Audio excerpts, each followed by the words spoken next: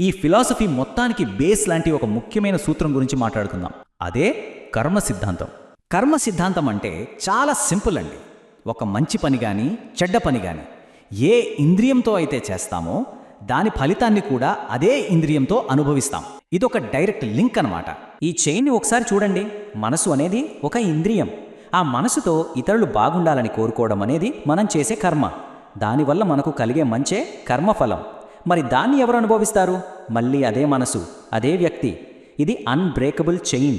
So మనం ఇప్పటిదాకా మాట్లాడుకున్న దాని సారాంశం ఏంటంటే, ఇతరులు బాగుండాలని కోరుకోవడం అనేది కేవలం ఏదో దానం, ధర్మం కాదు. అది మన సొంత శ్రేయస్సుకి, మన ఆనందానికి మనం వేసుకునే ఒక డైరెక్ట్ దారి. కర్మ సిద్ధాంతం ప్రకారం ఇదొక పక్కా సైంటిఫిక్ ప్రాసెస్. చివరగా ఆలోచింపజేసే ఒక ప్రశ్న. ఇతరుల గురించి మనం చేసే ఆలోచనలే మన ఆరోగ్యాన్ని, మన ఆనందాన్ని ప్రభావితం చేయగలిగితే మరి మన ఆలోచనలే మన రియాలిటీని నిర్మిస్తున్నాయంటారా? దీని గురించి ఆలోచించండి.